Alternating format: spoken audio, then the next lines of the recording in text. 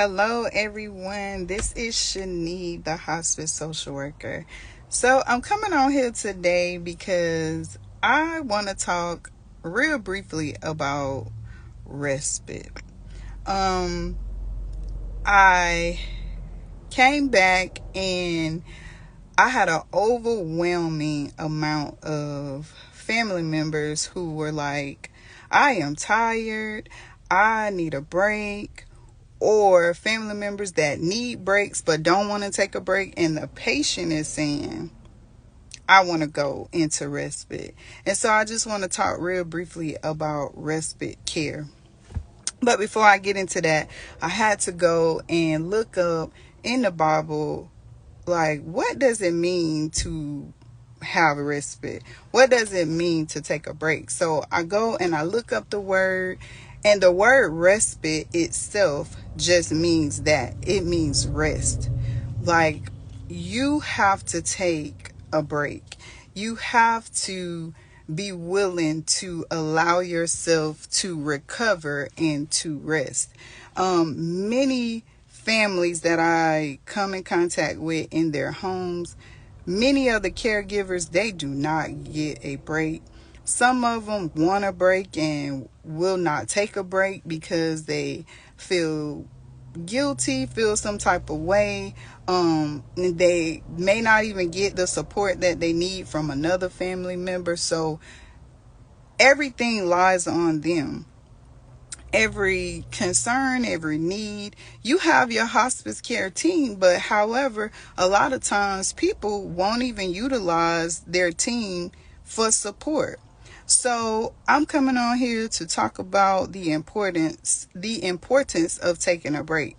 So I was looking in my Bible, I was looking in the scriptures, and I was directed to Mark, the book of Mark, chapter 6, verses 30 and 31.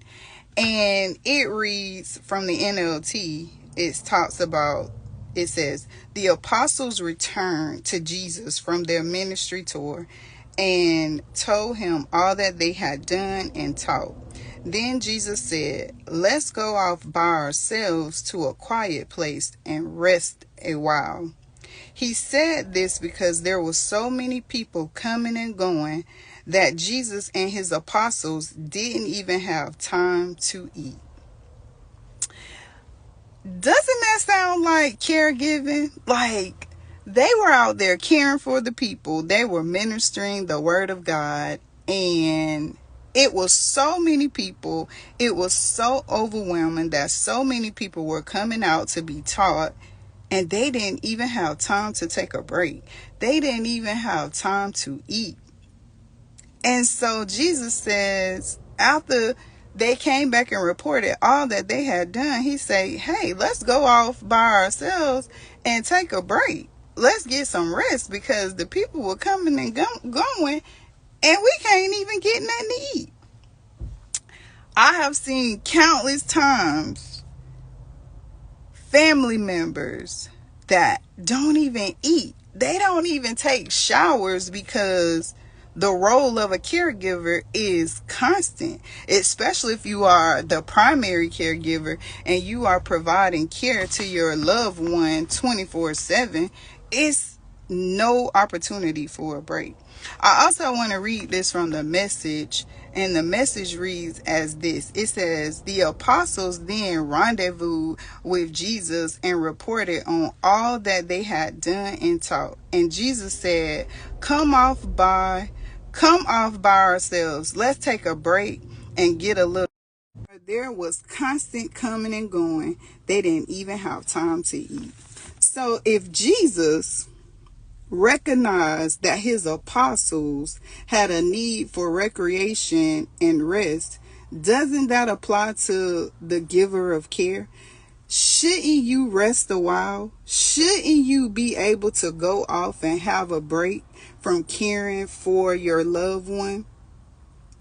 Shouldn't you be able to? If Jesus recognized this in his apostles, shouldn't we recognize this in ourselves, that clearly I need a break, that clearly I need some time to myself? With hospice gives 5 days every benefit period. So when I say benefit period, what I'm saying is when a person first comes into hospice care, within that first 90 days, they get 5 days to take a break.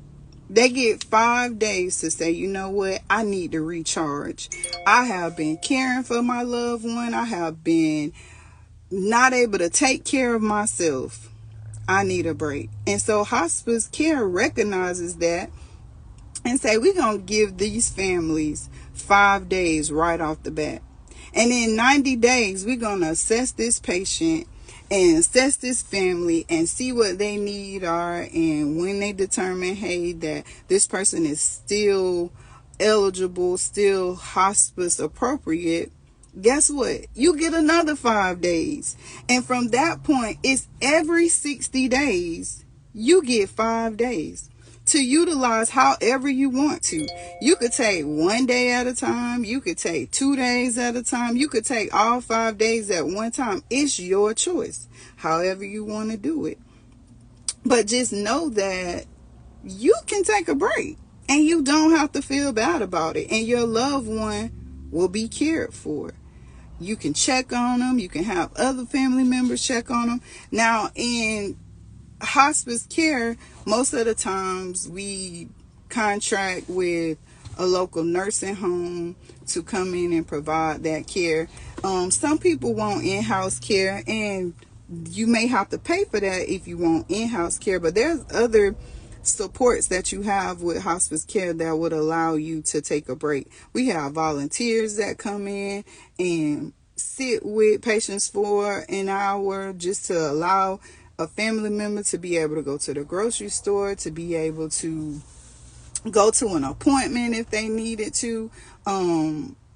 You have health hospice home aides that come in and they do all the personal care. In that time, you're able to take a break. So there's opportunities for getting a break. And I just want to come on here today and talk about it because I see a lot of families that will not take a break for something that they need. I see family members who are the primary caregiver run themselves in the ground.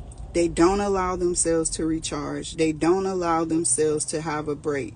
And because of that, I've seen them end up needing medical attention or assistance themselves because they don't allow themselves to recharge. They don't allow themselves to rest. So I just want to get on here real quick and talk about it again. I am Shani. I am the hospice social worker. Contact me, hit me up, comment any topic you want to talk about. I'm going to be coming on here giving tips, giving information, just trying to bring awareness to the community, to the culture about hospice care, because I hear God saying to me, it is time to set your house in order. It is time to prepare, and many of us have not. So until my next video, I will see y'all. Bye.